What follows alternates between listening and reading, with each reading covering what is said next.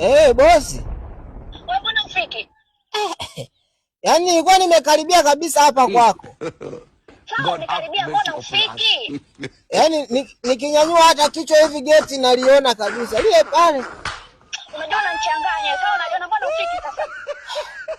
Ila unajua nini bosi?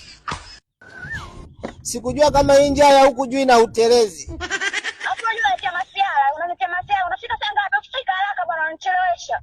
Mimi ninachoamini yanazungumzika. Oh my God. Ipo na kile.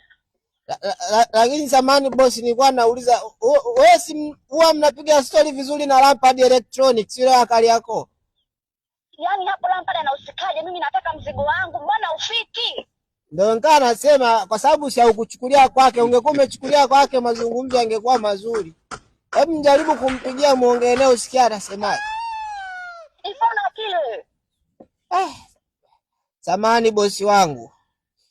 Mimi naamini anazungumzika. Hebu ingia WhatsApp. Ingia WhatsApp. Unajua unanichanganya wewe. Wewe ingia tu WhatsApp, yanazungumzika.